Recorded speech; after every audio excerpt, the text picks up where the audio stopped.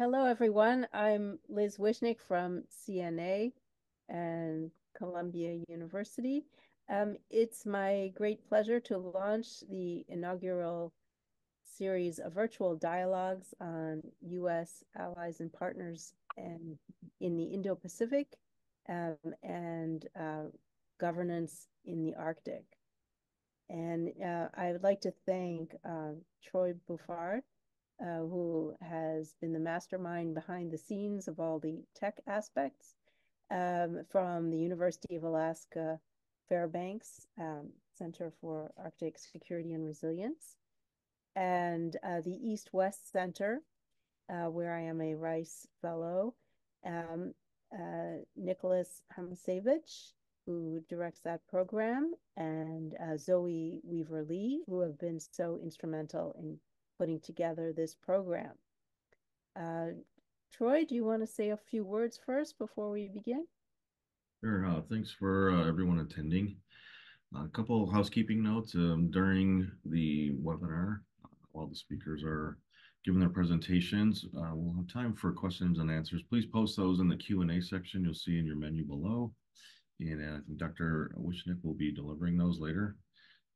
Hopefully we have a good discussion from that. Other than that, we'll post links to our center so you can have more information and hope to see you in the future. Thank you, Troy. Nicholas, would you like to add a few words?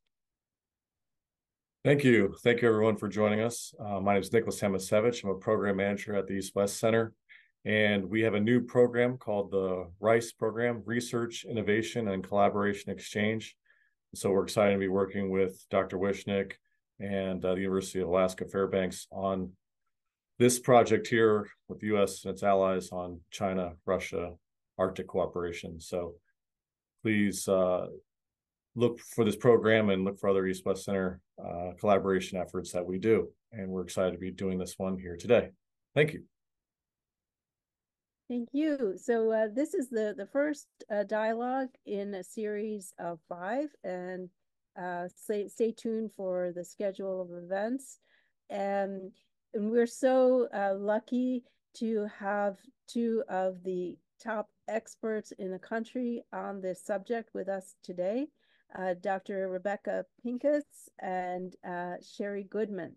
So they are each going to speak for about 7 to 8 minutes, and then we will open up the floor to questions. So I will introduce them as each speaker before she begins speaking. So first, Dr. Pincus is the director of the Polar Institute at the Wilson Center in Washington, D.C. She is a former faculty member at the U.S. Naval War College, where her research focused on Arctic security and geopolitics.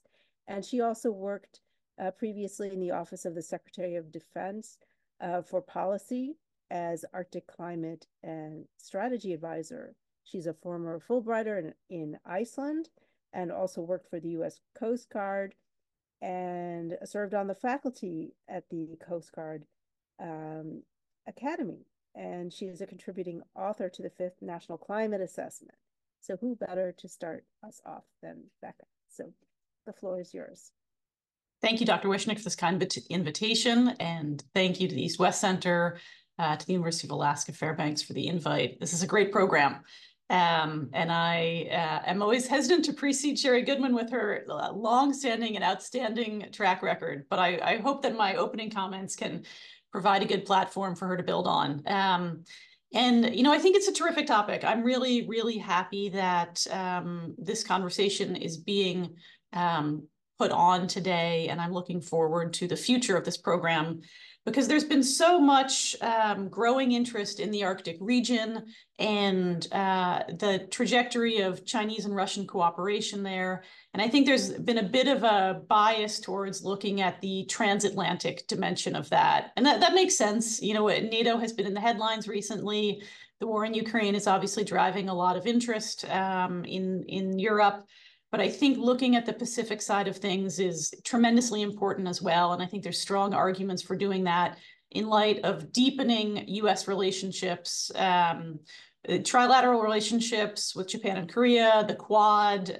There's just some really interesting relationships and alliances developing in the Pacific context that I think I'm excited to learn more about and to talk about today. So thinking about how the US can cooperate with Indo-Pacific partners in the Arctic at a time of deepening cooperation between China and Russia, I think the first piece to start with there is the China-Russia question, right?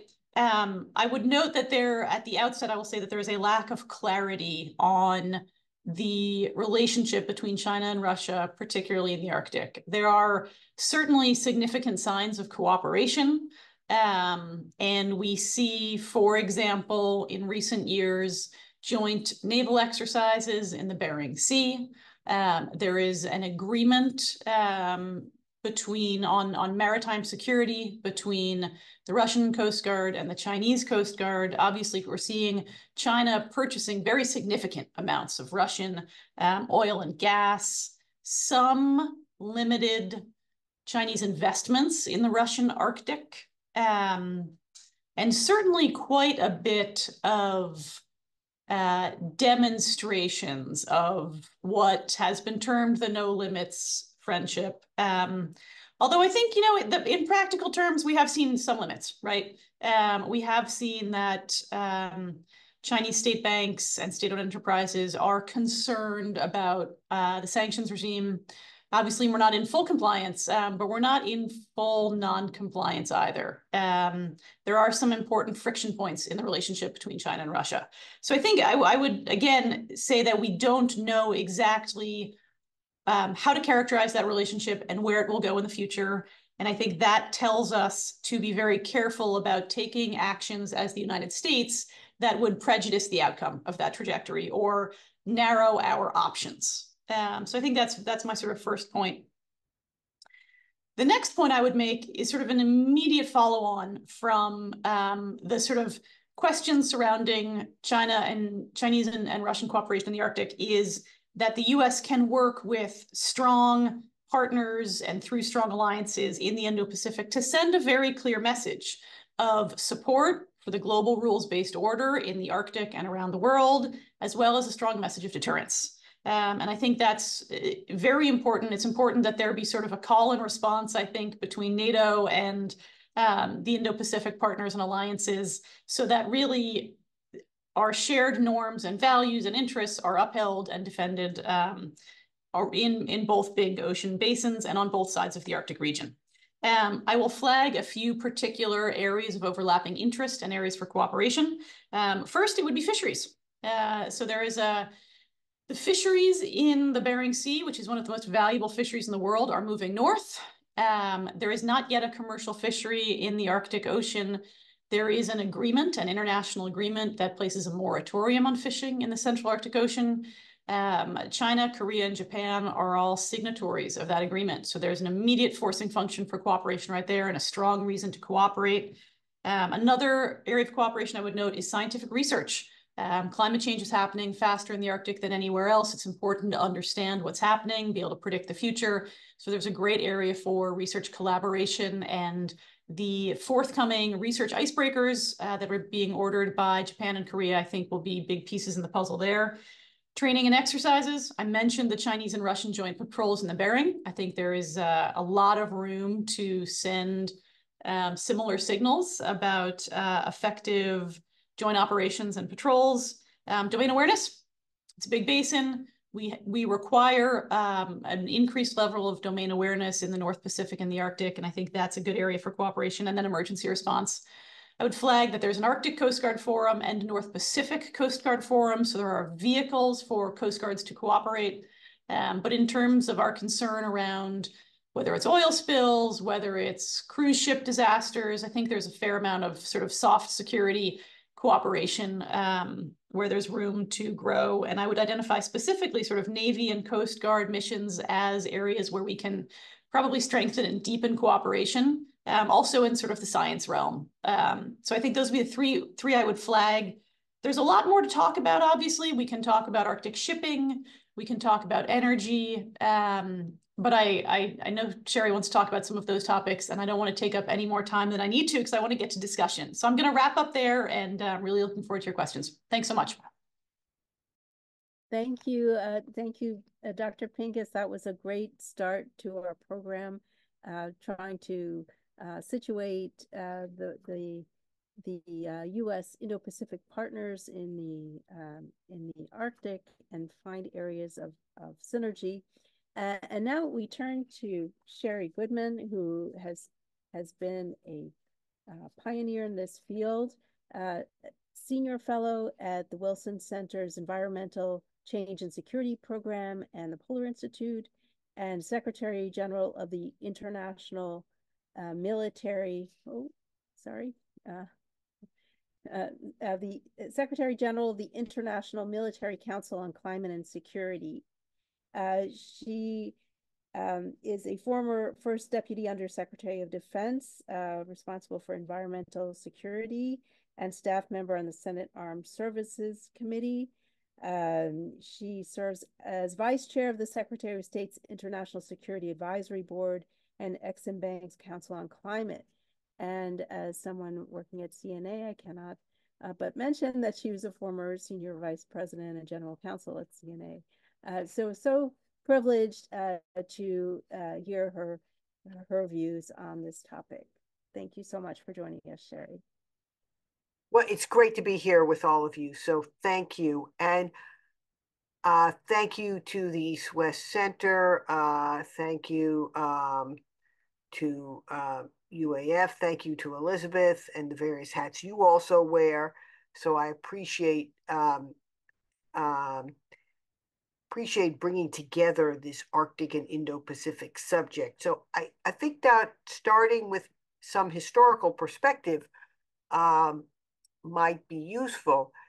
Back in the 1990s, in what I call the first era of defense environmental security, we were building environmental security cooperation across all of our combatant commands. And in that era, I held with the 4-star combatant commanders in PACOM and the other combatant commands environmental security conferences that brought together not only defense officials, but environmental, diplomatic, economic, and energy officials to address matters of common environmental concern. In that era, often it was about cleaning up contamination at military bases or clearing ordnance on unexploded ordnance from training ranges, or conserving endangered species and natural resources. Regardless of the subject, it was very useful for confidence building, cooperation, building trust and understanding with our allies and partners to have this type of engagement. In Alaska, of course, and in the Arctic, for the United States Department of Defense has always been a special case, because today we have a very large presence, of course, military presence in Alaska, but even back then, we were engaged in work with our allies and partners. In fact, back in a different era of the 90s, we were working with the Russians to help denuclearize that country and the former Soviet states at the end of the Cold War. And I led a program for the U.S. Department of Defense called Arctic Military Environmental Cooperation with Russia and Norway, whose main objective was to reduce the liquid waste streams from sunken Russian submarines puresied in Murmansk, so that they could not cause contaminant issues for Norwegian shipping grounds. And Norway was highly worried about that at the time. In fact, I even brought Russian and Norwegian military officers to Alaska. We even went to Galena, where there is a historic Russian population. And we were showcasing how we do environmental security at U.S. military bases. And indeed, I got to visit some comparable Russian sites in a number of Russian military academies in that era. Now, of course, we don't have that kind of cooperation anymore with the Russians. It's a different era. now from cooperation, we have competition. We have to focus on deterrence and defense, and China's growing ambitions in the region are extremely important. So coming back to some of the comments that Becca made, I think the cooperation with our allies and partners across many common domains of interest, areas of interest between the Arctic and the Indo-Pacific, and recognizing that many countries are both Arctic and Indo-Pacific countries, from the US to Canada, and many of our Indo-Pacific allies, of course, are deeply affected by the changes occurring in the Arctic. So collaborating across many domains is increasingly important. And domain awareness, sort of being aware of what's happening on the front lines. In Alaska, we always talk about the indigenous populations being the front line of Arctic domain awareness. That's increasingly true. And that's increasingly true, I think, in the Pacific as well. Because we see small Pacific Island nations really are on the front lines of climate risk in that region, the most highly vulnerable places like Kiribati, parts of the Marshall Islands are already planning for where they will relocate their populations as sea level rises and fresh water diminishes. So we have to understand in this era what their most basic and existential needs are, and meet them where they are. Because if we don't, the Chinese certainly are. The Chinese are willing, of course, and they're seeking to wrest away from diplomatic recognition of Taiwan and have them shift to Beijing, which has already happened in a number of cases, which is why we've also established diplomatic relations and put in consulates or embassies in places like Vanuatu and parts of the Pacific, where we had less presence, particularly in the years right after the Cold War. I know yesterday I spent the morning at the Norwegian embassy on an Arctic security-focused effort with the Norwegians, Finns, and Swedes, and some others from our state and defense departments.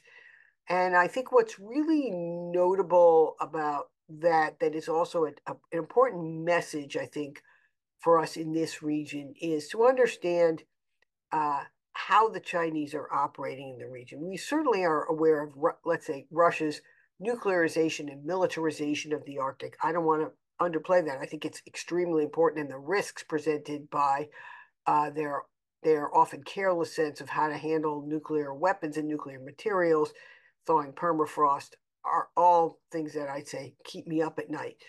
I think the Chinese are more strategic. They're playing a long game. They want to learn from the Russians how to operate in the Arctic, but they're not necessarily going to be tethered to them by any means.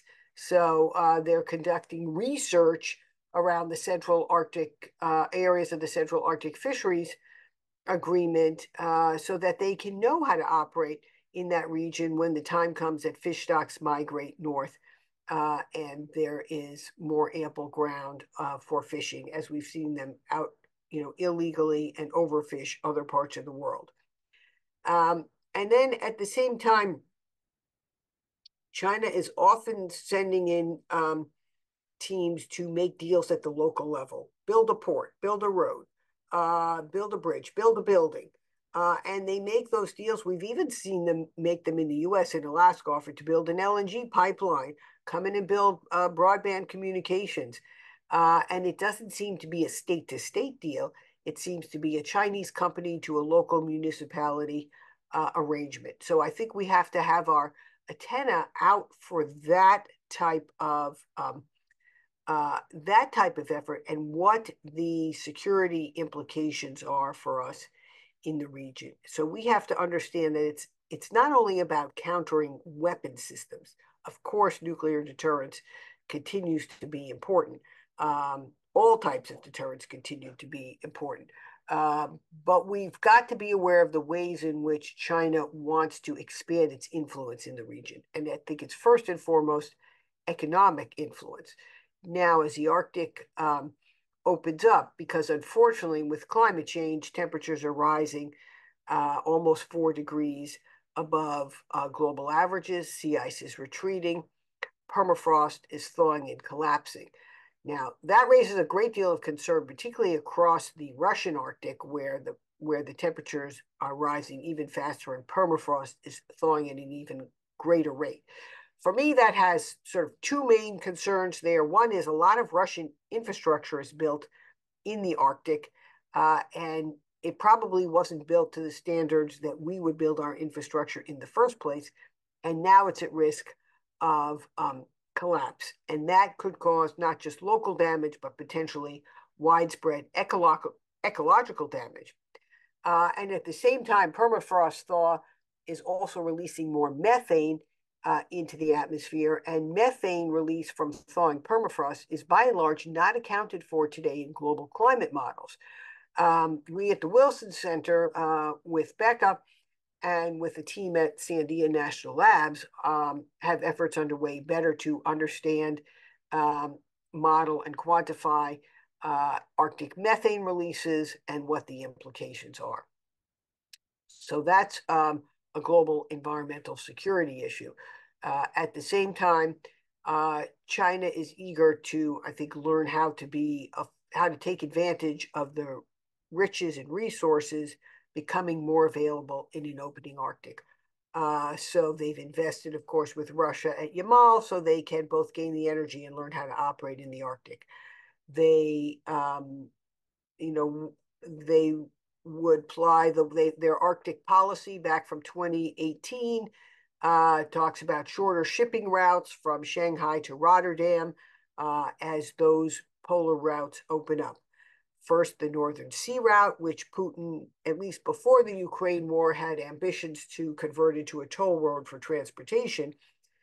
China, I think, would ply that route if it were safe and economical for it, but they would also look in the future to more of a central Arctic route that is available decades hence. But with ice-free summer navigation open potentially in the next decade or so, they will begin to test when they feel they have the capability to do so.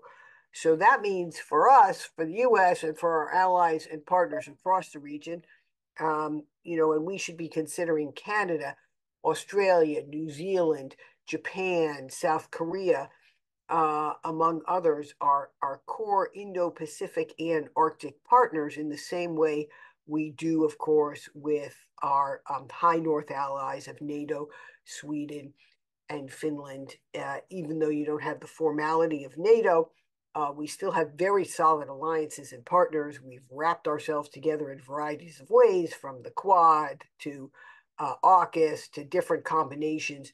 And I think this group gathered here today is sort of the beginning or an element of that new, more focused connection that is incredibly important.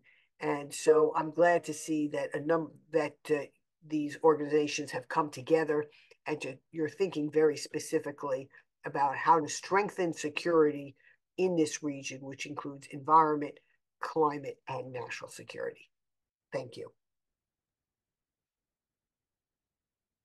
Thank you very much. I think we're in a good place to begin discussion. There's one question already about the impact of the Russian war in Ukraine, creating more of an axis of confrontation in the Arctic, which was once one of cooperation. Even Gorbachev himself talked about it as a zone of peace in the late 80s. So looking at the impact of the war in Ukraine, we have the trend towards the expansion of NATO, creating a different dynamic with the hiatus and the in-person meetings of the Arctic Council with Russia's suspension. So you have that dimension on the one hand, and then you have the China-Russia partnership that Becca mentioned in her comments. So with the securitization going on in the Arctic, we focus on these geopolitics. What does this mean for some of the non-traditional security questions that you both mentioned? So how are states, interested states, the U.S. and its Indo-Pacific partners, going to be able to navigate this new context where you have a kind of hardening of the geopolitical lines in some respects, but an increasing need for intervention to address pressing non-traditional security concerns? So this is for both of you. All right, I'll take a stab at that because it relates both to a study I just completed. I could stick it in the chat when I have a moment, for the State Department. State Department's International Security Advisory Board on new security challenges. And the essence of that study was working with the kind of hard security part of state, the T Bureau, which includes arms control and verification, and non-proliferation, and political, military, and security assistance authorities. And how do they address what we call new security challenges, which includes climate, resource scarcity, infectious disease, and even identity issues. So in that regard, I think we recognize that in this era of heightened geopolitical tensions, it's ever more important that we use basically our tools of soft power to strengthen our alliances, because that's part of the tool of our security. So when we characterize climate change as a threat multiplier with the CNA Military Advisory Board back in 2007, and we forecast that we would see even greater changes in the Arctic more rapidly, and that we would suffer from a kind of a failure of imagination to see how rapidly the Arctic in particular would change. I think we need to keep that in mind. So that's why the scenario planning that goes on about what are the accidents that could happen in an increasingly ice-free Arctic, or even the use of climate intervention techniques in the region, or the disinformation campaigns, the activities that will be most disruptive, most likely from either China or Russia, in the region are not going to necessarily appear in the form of an armored brigade or a battalion coming across our border, but they're going to be things like we've seen in the Russian exercise a few years ago, where we had some civilian fishing boats who were sort of trapped in the area of the exercise, but you could play that out in some different ways to see that there could be opportunities for even further conflict or escalation. So I think we have to understand where the boundaries, where things might change, and we have to use our soft power tools to strengthen our security in this time of heightened geopolitical tension. As always, that was a fantastic answer, Sherri. I have very little to add to that sort of brilliant analysis. But I think one point I would sort of offer in addition to support all of that is, the Arctic has for a very long time been, it's the shortest distance between the US and the Soviet Union, now Russia. And so it has always had that sort of transpolar security dimension for many, many decades. And we are now in a point, obviously, of incredibly deep tension between the United States and Russia, as well as between Russia and the community of like-minded nations that are participating in the sanctions regime. But I will say that that level of tension is mediated to a certain extent by, not mediated, but it sort of is enacted differently by some of Russia's smaller neighbors, looking at, for example, Norway, NATO member, participating in the sanctions, taking additional actions to limit contact with Russia, closing border, closing fishing ports, that kind of thing. However, there's still some ongoing practical cooperation because they share a land border and a maritime border and important, fishing areas and access to Svalbard. So, that is an example of how the emerging security dynamic in the Arctic, I think, is to a certain extent gets sort of a local flavor from the sort of Northern European NATO members.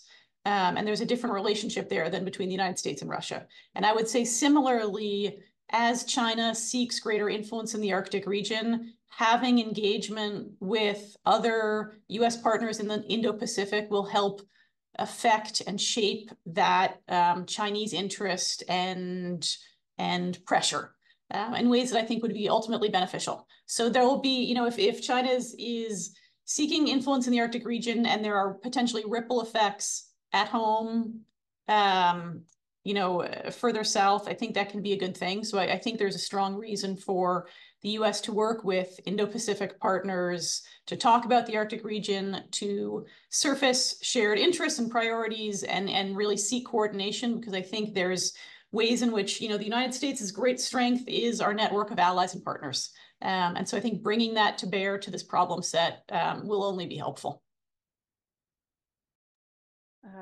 So that brings the question of U.S. Arctic strategy. Where do U.S. Indo-Pacific partners and allies fit in that strategy? And we had a question from the audience about India in particular.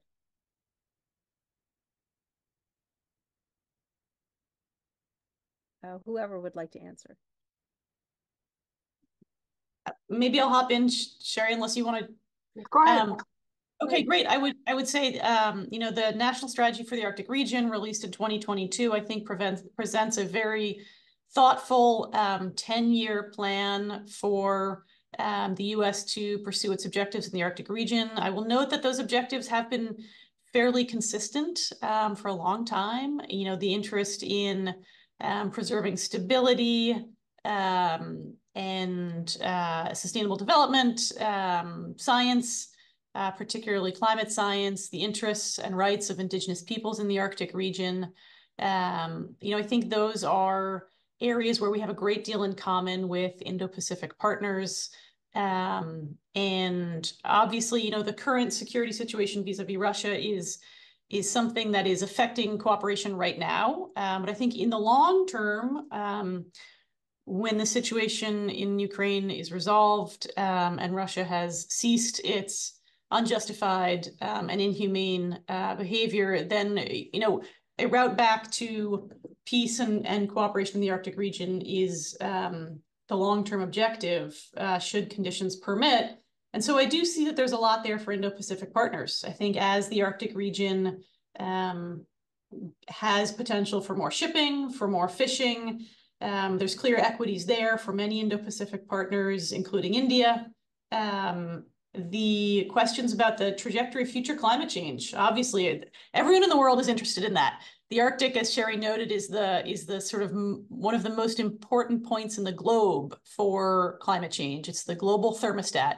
And right now it's in a crisis. And so I think that's something where there's clear interest on the part of partners around the world, again, in the Indo-Pacific, India certainly, to understand climate change in the Arctic region and to potentially, intervene if it seems like that's appropriate. Over. I would just add on India that they have very strong research and development capabilities in India, and they are a technology leader. We know them mostly in their clean energy space, but they also have very good R&D capability, and the Indians, of course, are deeply concerned about climate change impacts on the monsoon, because that really is that's an existential crisis for India. If they don't have the monsoon rains, or they become unpredictable, if they're too strong, they're too light, then that affects India is a heavily agricultural economy, although it's also a service and manufacturing and technology economy today. But it's over billion people live very much dependent on local sources of agriculture. So there has been, that India's top R&D universities, labs, and think tanks have been thinking about the impact on that. If you read the book, Termination Shock, it opens with a massive heat wave in India, killing hundreds, if not thousands. And it then explores what geoengineering techniques would mean for how to manage the planet. So there is very much, thinking within the society. And since I think India sees itself now as a global power in every domain. And also since they are also major greenhouse gas emitter, major end user, huge economy now, they want to be treated as such in diplomatic and security circles. Of course, in the last decade or so, the U.S. has really strengthened its strategic partnerships with India across the board. And I expect that to continue. Of course, we Americans would like to sort of lure India away from cooperation with China, but we also recognize that while China and India share a border on which there is continuing friction, and there are reasons why they are at odds sometimes, there are also ways in which they will continue to cooperate. So I think as Americans, we have to understand it's not always about other allies picking the U.S. over China. Certainly that's going to be the case for most of our Pacific allies, the smaller Pacific allies. They're not going to not trade with China. They're going to continue to. The question is who's going to be the primary exporter of their security, their protector of their security. And security has to be more broadly understood today than weapon systems. It has to include, it's not only defense security, it's economic security, it's environmental and cultural and human security, more broadly understood, however the particular culture or society defines it. Yeah, I'm going to come back to a comment you made earlier, Sherri, about the Russian Far East and the Russian Arctic and the challenges it will face with climate change from melting permafrost and impacts on infrastructure and so on. I'm going to bring together a few questions in the chat here about the context of Russia's weakening in light of its war in Ukraine. There are pressures potentially for independence among some of the ethnic republics in Eastern Russia.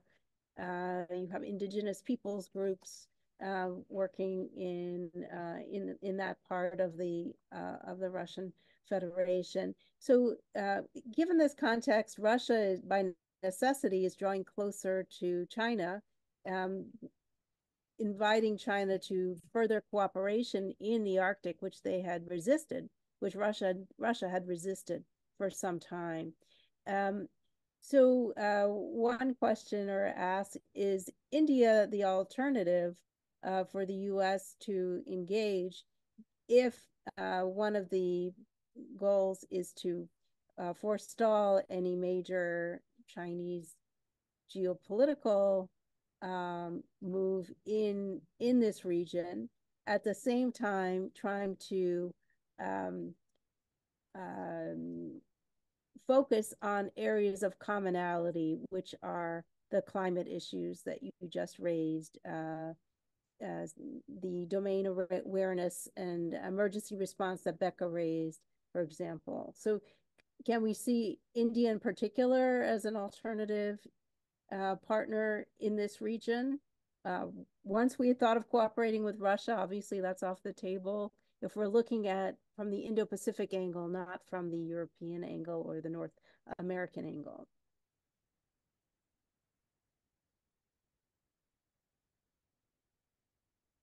Becca, want to hit that one first? Sure, and I'm not sure. Is India? Is it a question about India being a partner for the United States or for Russia? For the United States. So if Russia is being driven into closer cooperation with China in this region, and Russia at the same time is weakening, Yeah. might India not be a good counterweight? Yeah, I mean, I think it's it's at the most fundamental, there will always be a division between Arctic states and states that are not present in the that have no sovereign territory in the region.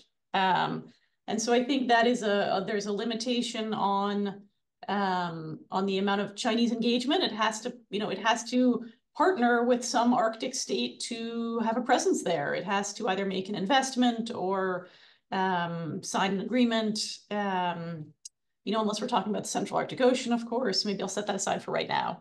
I think India is a great partner in the project of upholding the rules-based order in the Arctic region, just as India would be a great partner across the Indo-Pacific.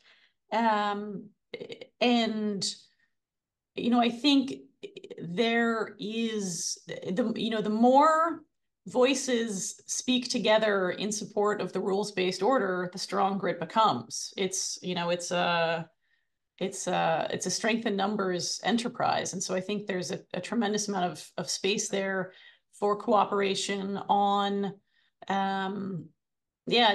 probably softer security topics like, environmental issues, climate science, probably some maritime cooperation, maybe on safety at sea type issues. But I think, one of the challenges that we face is that Russia is just such a large actor in the Arctic region. Half of the Arctic coastline is Russian territory, the majority of Arctic people. As you noted, Liz, the tension in Russia right now, as Russia's in a weakened position, and sort of the centrifugal forces that have always existed in Russia and in the Soviet Union are coming into play. We do worry, I think, about how weak Russia will get and what that trajectory looks like. So I do think we need to just proceed very, very carefully. I don't think there are sort of simple solutions, but I think the more that we can build a multinational sort of coalition of like-minded nations to send a concerted message of upholding global norms, the rules-based order, and deterring unlawful and illegal behavior, the better. We're almost out of time for this session.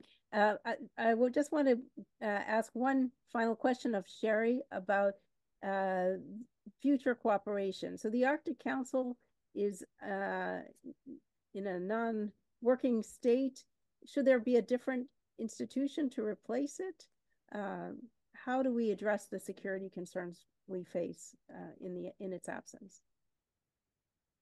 Well, the Arctic Seven are still working closely together, and I think they will continue to, and they should, because they are addressing important non-security issues in the Arctic, from environment to education to communication to sustainable mining practices and everything related to sustainable development of the Arctic region.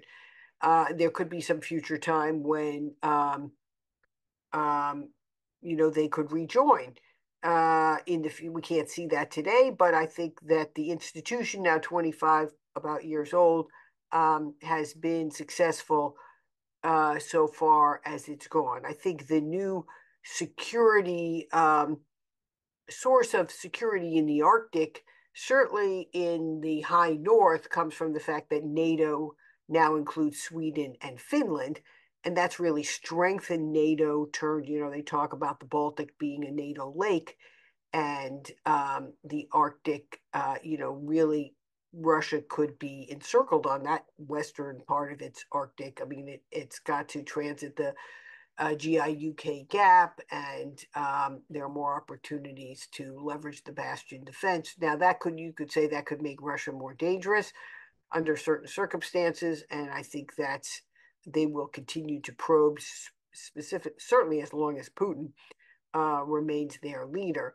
So I think we need to keep the Arctic Circle. Of course, you can't have an Arctic session without saying the U.S. should finally ratify the Law of the Sea Treaty, because that puts us at a severe economic, competitive, and security disadvantage in many areas of the world, but particularly in the Arctic, where the validity of our claims could be questioned because we haven't ratified UNCLOS, our ability to, if we wanted to, extract from the deep seabed, many other cases in which we look like we're not following the rules-based order because we're pariahs in that forum. Now, I know we can explain to ourselves why the domestic politics have not worked over so many years, but again, I think we should own up to that. And then I think the many Arctic forums where we do have presence, hopefully we'll eventually confirm a U.S. Arctic ambassador, will make us able to be more engaged with our Arctic allies, because for them, the other Arctic 7, Russia, China, that's the front lines of their threat. They live and see that every day, where Americans don't. And so we need to appreciate that. Thank you so much to our two speakers, Sherri Goodman and Rebecca Pincus. Wait, I just have to make one, before we sign off, I have to make one plug for my forthcoming book, Threat Multiplier: Climate, Military Leadership, and the Fight for Global Security. It will be out in late August. It includes a whole chapter on the Arctic and other chapters, and it tells the story of the journey of the military's environmental and climate awakening over the last quarter century, including the CNA Military Advisory Board, other journeys in the Department of Defense with military leaders that you either know or will have heard of. Thank you. We look forward to that, because the DoD was really ahead of the curve in the U.S. in terms of considering climate security issues. So thank you so much to both of you for leading us off. Future sessions will address the perspectives of U.S. Indo-Pacific partners, Japan, South Korea, India, and Singapore. So talk some about India today. We will certainly continue that conversation. Thank you to all of you who wrote in questions. I'm sorry we didn't get to address all of them or all the components of your questions, but we appreciate your engagement, and we will be in touch with you about future sessions. So stay tuned to the East-West Center website for future announcements, and we look forward to future dialogues with you.